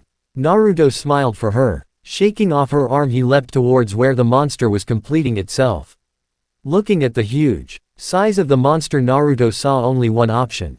He'd have to call out the Toad Boss again. He'd only done it once before and only when he thought he was going to die but he couldn't think of any other idea. He turned to face the group of genin again. You all need to stand back. Right now, he screamed. To his satisfaction most of the genin hustled back another 100 feet. Ino however had to be dragged back by Sakura. I hope this works. Naruto muttered under his breath. Heh heh heh, did they really send only one brat to face me? The voice sent shivers down the spines of all the genin, except Naruto who was too busy focusing on his jutsu, Neji who refused to shiver, and Sasuke who stood like a statue next to Sakura, all his attention on Naruto. What is Naruto doing? Sakura asked. Shish. He couldn't see the hand signs very clearly but the amount of chakra he was pouring into the jutsu was ridiculous. It looks like a summoning. Sasuke had activated the Sharingan. When did he learn that? Just how much chakra does that boy plan to put in it? If he puts that much in, he'll surely run out and die. The Hyuga had activated his own Byakugan eyes and was amazed at the way he saw chakra moving in Naruto. Naruto has a lot of chakra. Kakashi-sensei said that Naruto might have more than himself. Sakura replied, "What's wrong with him?" The stoic boy replied, "Neji. That's rude." The girl cried out, "Nothing's wrong with him, he just has a lot of chakra." Sakura was surprised to find that she felt defensive over Naruto. Not that. What's with all the red chakra? Red? Sakura whipped her head around to look at Naruto. Neji was right, Naruto was pouring out a strange red chakra. Suddenly Naruto slammed his hand down and cried out something that she couldn't hear. A huge explosion of smoke occurred, leaving everyone except Neji and Sasuke to throw their hands up over their eyes. Once the smoke cleared, everyone understood why they'd been told to step back. A huge toad was sitting in front of them. Naruto on its head. "Oi brat, what are you calling me out for?" Gamabunta called out, moving his mouth carefully around his pipe. "Do you not see the gigantic tanuki made of sand in front of you?" Naruto cried, waving his arm frantically towards the monster. "Oh, my, is that Shukaku?" The toad said. "It's been a while since I've seen him." "Great. Feel like helping me fight him?" "No." His reply caused Naruto to nearly fall off the toad's head in shock. "What do you mean no?" Naruto screamed. "You said you'd let me call you. We haven't even exchanged sake cups yet and you want me to fight for you?" "Forget it." The toad turned its head to the side. "No way." Naruto held his arms up in an X. "You can't do that. I need help. You just want everyone to die." "Doesn't matter to me." Gamabunta replied. "Why you? How can you say that? Hey, are we going to fight or what?" Shukaku looked slightly miffed. "Hold your horses, can't you see I'm having a discussion here?" Naruto told the demon. "Why you brat? You can't talk to me like that." A huge wave of killing intent rolled over Naruto. The genin standing behind him felt it. Ino and Sakura were nearly sick. "I just did. What the fuck are you going to do about it, you great pile of sand?" Naruto wasn't really thinking by this point, irritated as he was by both the toad and the situation. "I'm going to kill you, that's what." The tanuki roared. "You were going to kill me anyway, so what does it even matter?" Naruto replied. Well, grr." The tanuki growled at him. "Well, I got to say you're either really brave or really stupid." Gamabunta was laughing at the look on Shukaku's face. "Probably both. Ha ha ha. Alright, maybe I will help you out just this once. The thing you have to understand about Shukaku is that he's crazy and he likes to make his hosts just as crazy as he is. You see the boy sleeping on top of his head?" Naruto looked and frowned. He saw Gaara. "Yeah, I see. Shukaku keeps the hosts from sleeping. He devours their mind, their personalities if they dare sleep. Eventually the hosts go mad anyways though. Right now he's able to act because his host is asleep. We have to wake him up." "Okay, but how?" Naruto didn't see a way to do it. "I'll hold him, you get to the kid and wake him." "We're going to have to use a henge though. I don't have claws or fangs to hold onto Shukaku. I'll provide the chakra. You think of something I can change into." "Right. You ready?" Across from them the sand demon had gotten fed up with waiting and had begun to ready himself for an attack. "Yes." Gamabunta quickly molded his chakra for the transformation. "Then let's go." At such short notice Naruto could think of only one thing to hold the tanuki, a fox. So he thought of a fox, but not just any fox. Naruto was thinking of the Kyuubi. It came as no big surprise to him when the toad he was riding on was transformed into a gigantic fox that looked just like the Kyuubi no Kitsune, except with only one tail. To those watching, however, it came as a huge shock. "Is that the Kyuubi?" Tenten muttered. She'd only seen drawings of it before, but she could swear the thing before her looked just like the demon. "No, it must be a henge," Shikamaru said. He frowned a bit, confused. Why would Naruto have the summon turn into a fox? It became clear when the fox suddenly lashed onto the surprised tanuki. Naruto jumped off and ran towards the top of the demon's head where Gaara was buried waist-deep in sand. "Wake up!" he screamed as he threw a tremendous punch straight at the boy's jaw. A loud crack was heard as the punch connected. The monster screamed as he started to dissolve away and Gamabunta vanished in a cloud of smoke as his job was done. Naruto and Gaara fell towards the sand-covered ground. Naruto managed to flip in midair and land in heavy crouch on the ground, the wind getting knocked out of him from the jarring motion. Gaara however was too dazed and landed in a painful crash 20 feet away. For a while nothing happened and no one moved. Naruto was breath heavily where he stood, not daring to turn his back just in case it wasn't over. The other genin were too. Shocked by the short-lived battle to do anything. And Gaara was just lying on the ground. Suddenly Gaara started to shift before struggling to his knees. "Kill me," he said in a perfect monotone. "No," Naruto replied. He didn't even sound shocked although the rest of the genin were greatly surprised. "Why not? You won, I lost." Gaara continued to speak in a monotone despite his surprise. "Exactly. If I killed you now it wouldn't serve any purpose. I wasn't ordered to kill you Gaara, I was just supposed to stop you. I did that. Right now you aren't any sort of threat to me," Naruto explained. "And later, what if I come back? What if I attack again?" Temari wanted to shout at her brother to shut up.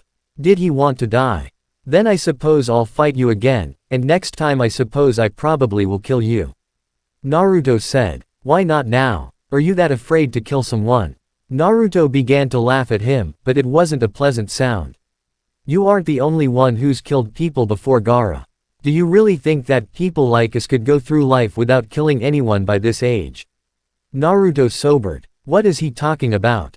Sakura asked Sasuke. Why is he saying things like that?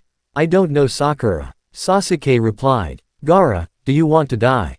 Because it sounds like you do. It sounds like you're asking me to kill you. Naruto continued, not hearing his teammates behind him. All his attention focused instead on the redhead in front of him. People like us are relics of the past. We never should have been born. What role do we, weapons from birth, play in this time of mostly peace? His tone pulled at the heartstrings of the girls. Gaara sounded resigned. I don't know Gaara. I really don't. In the past few months since I learned the truth I've been asking myself that over and over. How can someone like me ever really belong? I understand Gaara, I really do. It's so hard having everyone look at you and never see you. Instead they see that thing, the object of their hate and fear. After a while, after years of seeing them look at you like that, it would be so easy to hate them.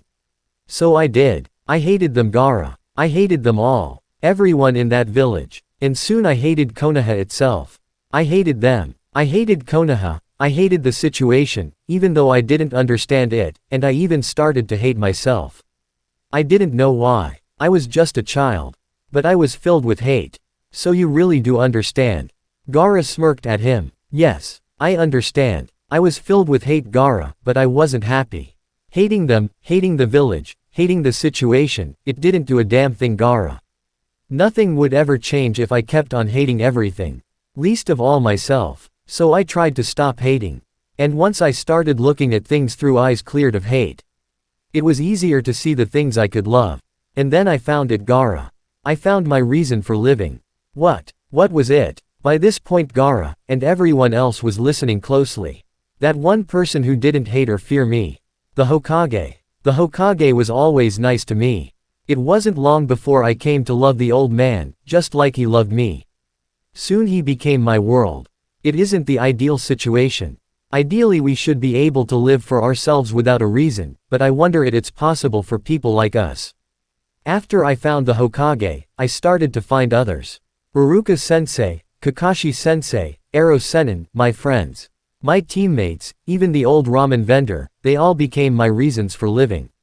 So I promised I would protect them, all of them, and everyone who was important to them. I swore to protect this village, Gaara. And one day I'll be Hokage, so I can protect everyone I need to. As long as the village stands, it's the proof of my existence. The village, Gaara looked down at the sand surrounding him. That's your proof. It's easy to hate them, Gaara, but it's not very rewarding. For people like us though, it seems like the only thing we can do. But still, try to find just one person you can live your life for. And you might start to understand a bit better. No one. I have no one. Gaara growled at him, angry at something he didn't understand. What about her? Naruto pointed towards Temari. You know, she asked me, she begged me, not to kill you. She had tears in her eyes, Gaara. She cares about you, and you, do you think you'd feel nothing if she died, right now, today? Quote ellipsis quote. Start with not hating her. You don't have to love her today, you don't have to even like her, but try not hating her. It's not going to be easy, you won't become happy overnight. But maybe one day you will be. And that will be worth any hardship you have now. Naruto reasoned with him. Maybe. Gaara slumped suddenly to the ground, unconscious. Gaara. Temari screamed as she and another boy ran to the prone form. Don't worry. It's just his chakra is all gone. Although he might have a few broken bones too. Naruto suddenly sat down on the ground. Actually, I think all my chakra is gone too. Thank you. Temari was supporting half her unconscious brother's weight on her shoulder, her other brother Kankuro doing the same on his other side. Thank you so much. Sure. No problem. The threesome turned to leave. Wait, what are your names before you go? Well, I'm Sabaku no Temari, and these are my brothers Gaara and Kankuro. We come from Suna, as I'm sure you've realized. Uzumaki Naruto. Well, thank you, Uzumaki Naruto. We'll just be leaving now. Sure, go on. Naruto waved them away. As soon as the three were gone, Sakura ran up to Naruto. Why did you let them leave? She screamed. We aren't really in a position to keep them here, not without fighting them, and to be honest, I don't think keeping them here would do any good. Naruto flopped down on his back. Oh, hey, are you okay? Sakura asked as the rest of the genin gathered around her. Sure, it wasn't like I had to fight much. Mostly I'm just tired. I had to use a ton of chakra to summon Gamabunta. Naruto sighed. Stupid toad. Yes, since when could you do that? Sakura cried. Ero Sanin taught me. Remember that day I didn't come to the bridge? It was cause I'd just summoned Gamabunta for the first time, it used up all my chakra. Stupid Ero Sanin threw me off that ravine. He pointed towards the deep crevice on the other side of the plain. But you're okay, right? Sakura asked, concerned slightly. Yep, I'm fine. Although I think I need to sleep for about 10 hours. Naruto smiled at her. What are you? Neji suddenly asked. Neji. Didn't I just say that was rude? Tenten shrieked at him. You have strange chakra and you kept talking as if you and that other boy weren't like the rest of us. Neji ignored Tenten. What do you think I am?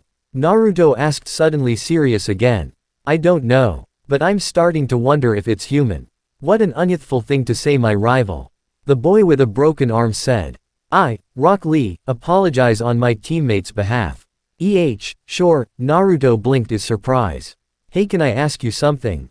He sounded dead serious. Anything. Lee's teeth sparkled as he smiled. Are those eyebrows real? Naruto. I thought you were going to say something important. Sakura screamed at him. Hey, inquiring minds need to know.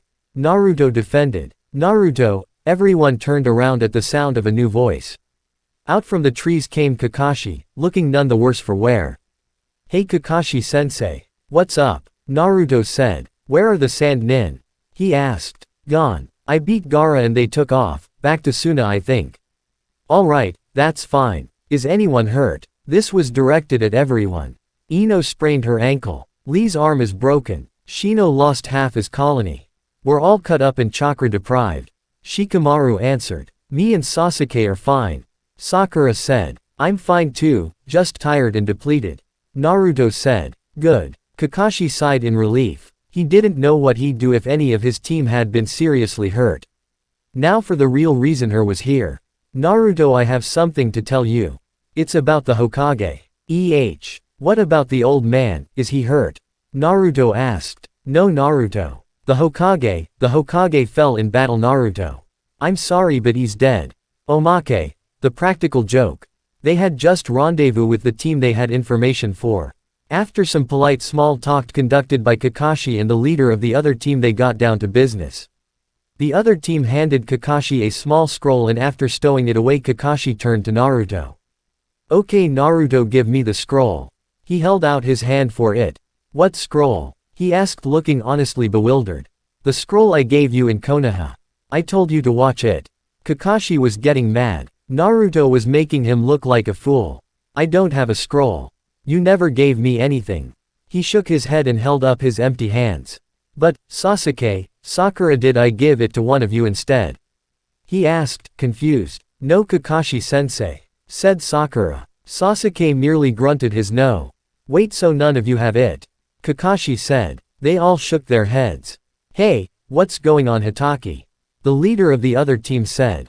I don't know. Are you sure none of you have the scroll? Kakashi asked again, getting desperate. Wait, did you mean this scroll? Naruto suddenly held up the missing scroll. Looks like I had it after all. Kakashi gaped at his student as Naruto burst out laughing at his joke. Sakura giggled into his hand and Sasuke snickered. They were all in this together. Kakashi couldn't believe it, since when did they get along so well? It didn't matter, they would all be in for some harsh training together too. The funeral for the Sandaime took place on a beautiful sunny day with large, fluffy clouds floating through the azure skylines. Naruto thought it should be raining.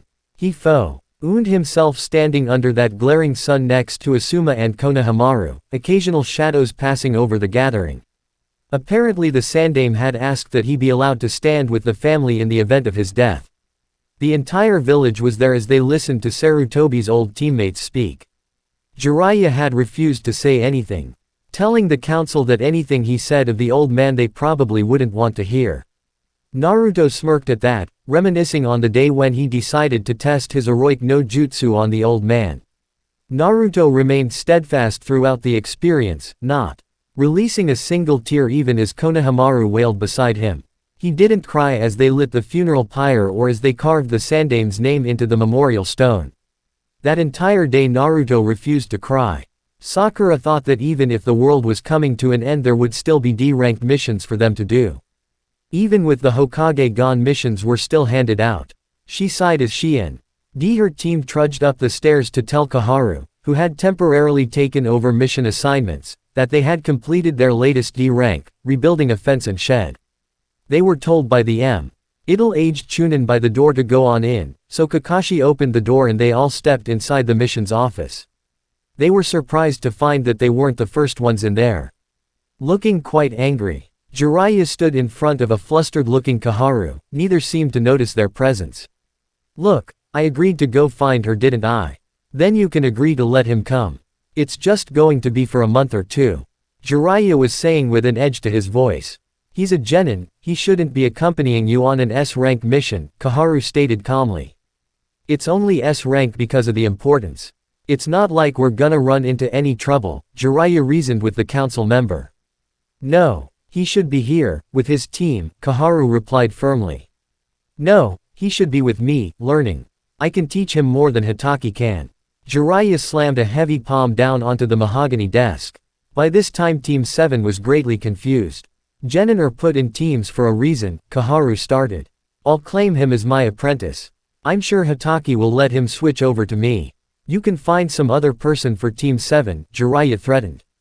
Why would you want him anyway? The Uchiha, she was cut off again much to her chagrin.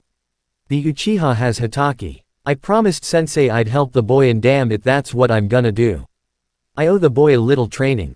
Fine, you can take the boy only if Kakashi agrees to it. Koharu sighed defeated. I agree. Kakashi smirked and raised a hand in greeting as the arguing pair's heads whipped around to face the group by the door. Yo, how long have you been there? Koharu asked, flushing a little in embarrassment. Long enough to get the gist of things. Jiraiya-sama, you want to take Naruto with you to find the Godime, right? So you can train him on the way? Kakashi asked. Yeah, it would be only for a little while and then you can have him back on your team. I just wanted to teach him some things. Some of sensei's techniques, right? Kakashi tilted his head. Yeah, Jiraiya nodded. What if I wanted to teach him those? Kakashi suddenly turned defensive. You know the Rasengan? Jiraiya inquired. No, sensei died before he could teach me that one, Kakashi admitted. Well, that's the one I was going to teach him. Jiraiya replied. You can teach him anything else, but he's going to learn the Rasengan from me. It's his right. You can't teach him that. Koharu protested, it's far too dangerous. Like I said, it's his right. You can't tell me what I can and can't teach my student. Besides, it'll be a while before he's anywhere near proficient with it. Jiraiya told Koharu with confidence. Hey, can we stop talking about me like I'm not even here? Naruto suddenly butted into the conversation, irked about the entire prospect of it. Ah, good, you're here. That means I won't have to track you down. Jiraiya grinned broadly before reaching down and swinging Naruto up onto his should like a sack of rice. Come on, we need to hurry. I gotta go get the next Hokage. He began to move towards the door. Arg, put me down you pervert. What the hell are you talking about? Naruto beat his fists against the back of the toad Sannin. I told you, I have to go pick up the next Hokage and you're coming with. Jiraiya ignored the pounding fists. Geez, you stupid or something. Don't call me stupid you old pervert. Naruto screamed. Don't call me old, brat. Jiraiya had, by this point, made it to the door. Haruno, Uchiha, don't worry I'll be sure to bring him back in one piece for you. Don't bother. Sasuke said. What? You come say that to my face. Naruto yelled back as Jiraiya was carrying him down some stairs. Sasuke merely swung the door shut, effectively cutting off Naruto's tirade. Well, what are you all doing here? Koharu asked after a couple moments of very awkward silence. We came to hand in our report on our mission, ma'am. Sakura replied, handing over the scroll with the details on said mission. She was still slightly confused about everything that just happened. Was that Jiraiya-sama, one of the legendary Sannin? Sakura asked. Her mental picture of him had been much different. Yes, unfortunately. Koharu replied. Oh. Sakura didn't know what to say, or rather she didn't know where to start. Is he always like that? She finally decided on. No. Koharu said. Sometimes he's worse. Oh. Later as they were exiting the tower, Sakura turned to her white-haired teacher. Kakashi-sensei, what are we going to do now that Naruto's gone? She asked. He's not gone forever, Sakura. He'll be back in a month or two. Kakashi was currently walking while reading his little orange book. How he managed not to hit anything Sakura couldn't imagine. Right, I knew that. I just meant I thought we were supposed to be training more together starting now. Well, we were, but it's not like I could have told Jiraiya-sama that he couldn't take Naruto. Why not? Sasuke asked. He was a bit miffed that his teammate got to go on an exciting mission, leaving him without a spar mate. Well, it's only right that Naruto gets to train with Jiraiya. Kakashi tried to explain carefully. What do you mean? Sakura asked. Well, it's sort of complicated and not really any of your business. Kakashi smiled at her brightly. Fine, but still what are we going to do now? Sakura asked again, her curiosity on both matters still not sedated. Same thing we've been doing. Except since Kurenai has her team back and she says you know enough of the basics to continue on your own, you'll be studying genjutsu from scrolls in your free time. You'll still go to the hospital in the morning, but you will now join Sasuke and me at 1 for training. We'll do some D-ranked missions until Naruto returns. Kakashi explained. Sasuke, you'll just be training with me still. I guess that sounds okay. I actually really like learning about medic stuff. Sakura commented, finally content. That's good. I think we'll start some more on your taijutsu though. While I mainly want you to support in battle, you need to be able to fight some on your own too. Kakashi told the kunoichi in training. Okay. Sakura agreed. She finally felt like she was getting better. What will I be learning, sensei? Sasuke asked. Oh, lots more about infiltration and information gathering tactics I think, and some more work with your taijutsu. Some speed and strength stuff too, maybe a couple of lightning jutsus that I know that are good for close combat fighting. Some basic field first aid too, in case you get separated and are hurt or in case Sakura gets hurt. Kakashi flipped a page in his book and walked around a trash can that was in his path. Sakura's eyebrow twitched at his nonchalance in his movements. What do you think Naruto will be learning from Jiraiya-sama? Sakura asked, thinking it would be good to know what he would be doing so she could better study to support him. Mostly just the Rasengan, I imagine. Kakashi replied. You mentioned that earlier, what is it? Sasuke asked. It's a technique designed by my sensei, the Yondaime. It's an assignation technique and is typically ranked as an A- class jutsu. Except in Rock and Cloud where it's ranked as an S class. It requires no hand signs but needs a lot of chakra control. I never got the chance to really learn it, but it's what I based my Chidori off of. Kakashi explained to them. Wow, do you think Naruto can really learn it? Sakura asked, sounding a little odd. Well, he learned how to summon, right? Kakashi asked her back. I guess, why would Jiraiya-sama want to teach him that though? Maybe he thinks Naruto will be able to complete it. That wasn't the real reason, or at least not all of the real reason, but Kakashi wasn't about to tell them the truth when even Naruto didn't know it. Complete it? Sasuke asked, prodding his sensei more on the subject. Yeah, the Rasengan is incomplete. It's supposed to incorporate the wind element, but sensei never got that far before his death. People with wind affinities are rare. I only know of Naruto and sensei who had it. Basically Naruto is the only one who can complete it in the entire leaf. This made perfect sense to Sasuke. It wasn't because Naruto was talented or strong, it was just luck. He already knew the Dobi was lucky. Maybe I should start working and the preliminary stuff you'll need to know to do the Chidori, Sasuke. Kakashi mused aloud. You want me to learn Chidori? The Uchiha asked, surprised. Well, if Naruto has the Rasengan, it might be a good idea. We can work on that later though. For now we'll do the other stuff. Kakashi put his book into his vest. Now, this is where I leave you. See you all tomorrow. He vanished in a puff of smoke. Naruto had figured out that all roads in the Fire Country tended to look the same. Long, dusty, rutted and surrounded by forest, there was never much variation. Towns tended to look the same too. The decorations and people were different, but the buildings all kinda looked the same and the villages were usually laid out in the same order. Essentially, traveling in the Fire Country got old fast. Sighing, he tore his eyes away from the road in front of him and looked down at the water balloon held in his hand. He'd been shown by Jiraiya a week and a half ago what to do, but he hadn't yet gotten the damn thing to pop yet. The only time it ever popped was when Naruto got frustrated and squeezed it too hard. Looking forward again, Naruto saw Jiraiya walking 10 paces in front of him. Suddenly Naruto got a great idea. Smirking evilly, Naruto stretched his arm back before hurling the balloon as fast as he could at Jiraiya. Jiraiya was pretty sure he was lost. He wanted to go to Keko, but they should have been there already according to the map. He turned the map this way and that, trying to determine if he read it wrong. Suddenly a flying object hit him straight in the back of the head, bursting on impact and soaking his hair.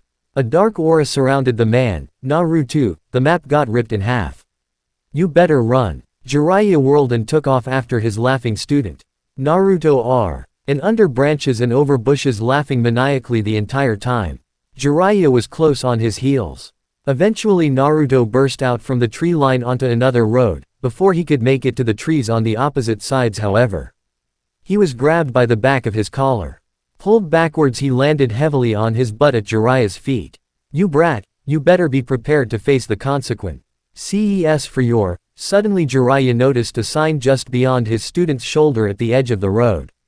Keko, 10 miles, it read, accompanied by an arrow pointing south, the opposite direction they had been traveling. You're one lucky idiot, Naruto. Because you managed to find the right road, I won't punish you. Naruto breathed a sigh of relief. At least, I won't punish you now. 3 days passed after their journey to Keko and they still hadn't found Tsunade. Sure, they heard about her a lot. The legendary sucker was after all legendary, but they always seemed to have just missed her every time. It was enough to make even Jiraiya twitch with irritation. Without warning, Naruto suddenly plopped down in the middle of the road. He released a small scream of frustration before throwing he balloon in his hand at a nearby tree. Why can I make it work? He cried. Hey, Arrow Sanin, can't you give me a hint or something? Nope, was the pervert's quick reply. Why not? Naruto jumped back up to stand in front of Jiraiya. He attempted to glare menacingly at his teacher, but the effort was wasted as he stood about a foot shorter than the older man. It's something you have to figure out on your own. Jiraiya smirked down at his student, enjoying torturing him like this. Arg. Fine. Naruto stomped away down the road. For a while there was silence between the pair as Naruto had assumed his training and Jiraiya was trying to read the new map he bought. Suddenly Jiraiya got an idea. Hey Naruto, how about you take a break with this technique and I teach you another one? No way. I won't give up. Naruto told him with fire flashing in his eyes. It's not giving up. This technique will be easier for you to learn. Who knows, maybe you'll figure something out if you take a break. Jiraiya told his student. Jiraiya then attempted to fold his map, eventually giving up when it wouldn't fold back into its original shape. He stuck it into his pack before turning to face Naruto. Okay, this is a wind technique, so you should pick it up easily. It's called Fuden, Suko-ru. If you do nothing but put chakra straight into the attack, it creates a blast of wind that can push back enemies or allies without hurting them. If you spin the chakra before putting it into the technique, it'll create a small tornado that can do minimal damage but will put a good distance between the enemy and you. The more chakra you put into the attack, the stronger and more powerful the wind is. Got it? He then performed 3 seals and shouted out the name of the attack, directing a blast of wind at a nearby tree, causing the leaves to be stripped off the branches. Alright, now you try. Right. Flipping through the seals, Naruto shouted, Fuden, Suko-ru. Instead of a burst of wind like Jiraiya created, a large tornado formed and began ripping up trees as it made its way through the forest. The tornado dissipated once it got about 200 feet away, leaving Naruto and Jiraiya to stare at the destruction. You might want to try putting less chakra in it, Jiraiya stated calmly, his eyes surveying the tornado's path. A lot less. 2 weeks later, Naruto had finally mastered the first step to learning Rasengan. Much to the surprise of Jiraiya, who thought it would take 3 times as long. He was now attempting to master the second step and wasn't having much luck.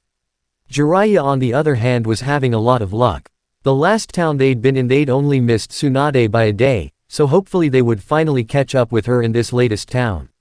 Suddenly a large crowd ran past the two, shouting something about a giant snake. Jiraiya quickly took off, without a word to Naruto, towards the location the villagers were running from. Surprised, Naruto ran after him, barely able to keep Jiraiya in his sights. At one point Naruto lost Jiraiya completely but quickly found him again next to a destroyed wall. She was here. Her monstrous strength must have done this. Orochimaru was here too, Jiraiya told him as they both stared at the rubble. Orochimaru, he killed the Sandaime, didn't he? Naruto asked, remembering Kakashi saying something about it. The memory was mixed up though. The emotions running too high when he'd been told. He was a leaf nin, but then he betrayed us and became a missing nin, right? Yes. He was also once my teammate and he's considered one of the legendary Sannin. Like Tsunade and myself. Jiraiya turned and started walking away from the site. Come on, we might as well go get something to eat. Tsunade may still be here, but I'm hungry, let's eat first. Right. But can we at least not go to a bar again? Naruto followed Jiraiya back the way they had come. No. Jiraiya stated. Ah, you suck, replied a pouting Naruto. Jiraiya. Tsunade. What are you doing here? They said in unison. Drinking. Looking for you. Came simultaneous replies. Jiraiya and Naruto had just walked into a bar that looked halfway respectable. To their immense surprise, Tsunade was sitting at a booth with a bottle of alcohol in front of her. Her black-haired companion, Shizune, sat next to her with a small pink pig in her arms. The four all had mirror image expressions of shock. Geez, this is a day of reunions, isn't it? Tsunade said as she tossed back another serving of sake, her blonde hair moving over her shoulder. She looked worn and slightly rumpled. Her eyes not quite focusing as they should. What do you mean? Jiraiya asked, even though he was pretty sure what she was talking about. That bastard Orochimaru decided to pay me a visit. Tsunade took another drink. So sensei is dead, huh? Yes, and that's why I'm here. The council voted you in as the new Hokage. Jiraiya had slid into the seat in front of Tsunade. Naruto sat next to him, observing the conversation. Che. Who in their right mind would want that shit job? Tsunade snorted into her alcohol. Hey, you can't say that. Being Hokage is the greatest honor in the village. Naruto shouted at her, deeply offended by her lax comment. Who are you, twerp? Tsunade gave him the squinty eye. I'm Uzumaki Naruto and I'm gonna be Hokage someday. Naruto stood up on the bench and struck a pose. Get down from there, idiot. Jiraiya yanked him back down again. You really think you can be Hokage? The Hokage is the greatest ninja in the whole leaf. Tsunade sneered at him. I will be Hokage one day. Naruto told her firmly. Being Hokage does nothing but shorten your life. Every single Hokage died for that worthless village, and even more people died trying to become Hokage.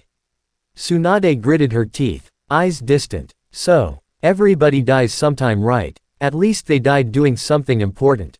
Naruto glared across the table at the busty blonde. HMPH, you're an idiot. And I won't do it. Only fools become Hokage. Tsunade picked up the bottle of sake at her elbow and downed the rest of it in one big gulp. Ah, you'll never be Hokage. Arg. That's it. You're too stupid. Naruto jumped up again and pointed his finger at her. I guess I'll just have to beat you and show everyone you're not worthy of being Hokage anyway. You think you can land a hit on me? Tsunade asked him mockingly. Sure. Come on, let's take this outside. Naruto told her, raising an angry fist. Alright, let's go. The end. Thanks for watching, also remember to subscribe and like this video. See you in the next video.